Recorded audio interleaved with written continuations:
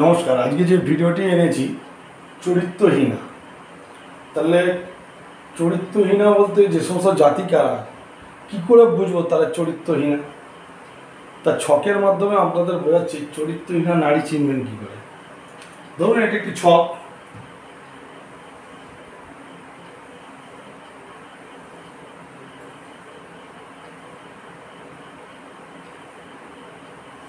এটা একটা হরস্কোপ, ঠিক আছে। এই চরিত্রহীনা এই জাতিকা কি করে বুঝবো?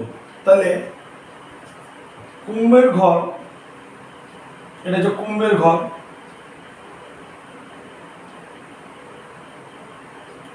মকরের ঘর, মেষ, বৃশ্চিক, এই চারটে ঘরকে নিয়ে হয়।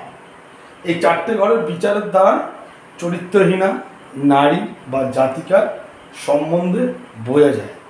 তাহলে এই ছকটির মধ্যে কুম্ভের ঘর হচ্ছে এইটা, এটা হচ্ছে মকরের ঘর, এটা হচ্ছে মেষের ঘর, এটা হচ্ছে বৃশ্চিকের ঘর। তাহলে এই চারটি ঘর থাকতে হবে। তাহলে কুম্ভ লগ্ন, মকর লগ্ন, মেষ লগ্ন, বৃশ্চিক লগ্ন।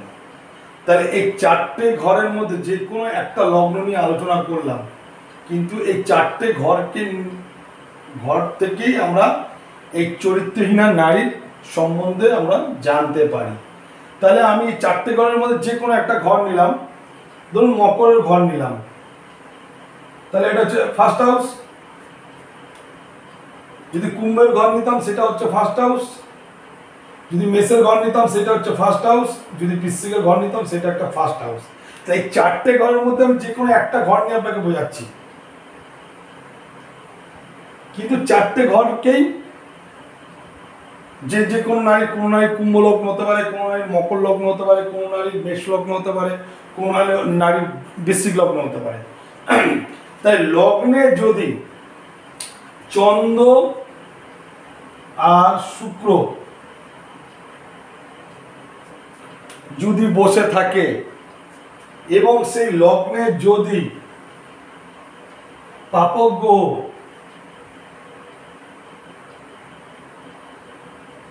দৃষ্টি পড়ে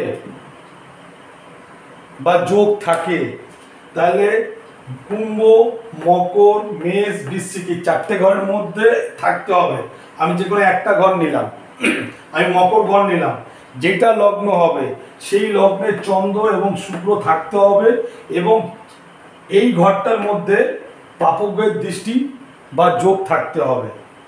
তাহলে সেই জাতিকা ও তাহার মাতা চরিত্র দোষ এবং লিপ্ত থাকবে বা হীন ব্যবসা করবে। বোঝাতে পারলাম? এই চারটে লগ্নের মধ্যে যে কোনো একটা লগ্ন ধরতে হবে, সেই লগ্নে যদি চন্দ্র শুক্র একসঙ্গে বসে থাকে, যদি পাপক গ্রহের সংযোগ থাকে, তাহলে সেই জাতিকা এবং তার মাতা চরিত্রহীনা এবং হীন ব্যবসার কাজ করবে। কিন্তু এটাও বুঝতে হবে, এর সঙ্গে এটা বুঝতে হবে, যেমন জন্মকুণ্ডলী থাকে তেমন নবাংশ চার্ট একটা থাকে। এটা হচ্ছে নবাংশ চার্ট, ঠিক আছে। এই নবাংশ চার্টের মধ্যে আমাকে দেখতে হবে যে মঙ্গলের ঘর কোনটা। তাহলে এটা জন্মকুণ্ডলী, যেটা একটু আগে বোঝালাম, একটা থাকে নবাংশ, আর একটা থাকে ভাব চার্ট। তাহলে এই নবাংশের মধ্যে মঙ্গলের ঘর কোনটা? তাহলে মঙ্গলের ঘর এইটা আর এইটা। যদি এই মঙ্গল নবাংশে, যদি নবাংশ চক্রে যদি শনির দৃষ্টি পড়ে, এই ঘরটায় যদি শনির দৃষ্টি পড়ে বা এই ঘরটায় যদি শনির দৃষ্টি পড়ে,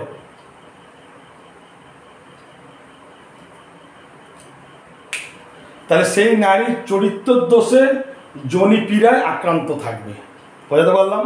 তাহলে এই ছকের মধ্যে থাকতে হবে কুম্ভ, মকর, মেষ, বৃশ্চিক লগ্ন, সেই লগ্নে চন্দ্র শুক্র থাকতে হবে, পাপক গ্রহের দৃষ্টি থাকতে হবে। আর নবাংশ চার্টের মধ্যে যেটা মঙ্গলের ক্ষেত্র হবে সেখানে শনির দৃষ্টি থাকতে হবে।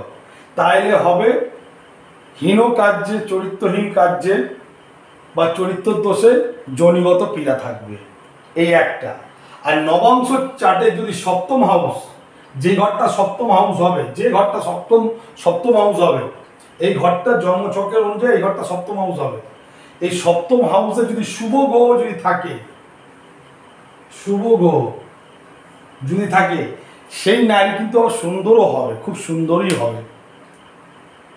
বোঝাতে পারলাম? এবং শুক্র শনি যদি নবাংশ ছকে, নবাংশ ছক এটা একটা, এই নবাংশ শনি, এই নবাংশ ঘরে শনি ঘর এইটা আর এইটা, আর শুক্রের ঘর এইটা, আর হচ্ছে শুক্রের ঘর এইটা, এটা শুক্র।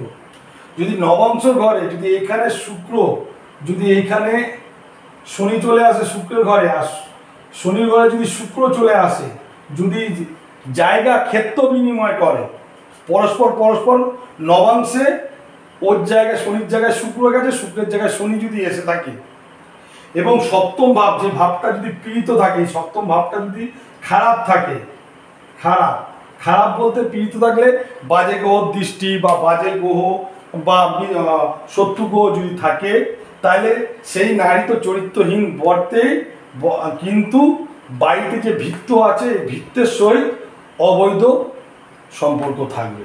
তাহলে বোঝাতে পারলাম চরিত্রহীন নারীর সম্পর্কে। তাহলে জন্মকুণ্ডলী এবং নবাংশ দুটো দেখে বিচার করতে হবে। আরও অনেক ব্যাপার আছে, শুধু এইটুকুই না, সব কিছু খুললাম না, সব কিছু খুললে অনেক অ্যাস্ট্রোলজাররা আছে জেনে মিষ্টিটা খেয়ে নেবে, তা কিছু জিনিস চেপে রাখলাম।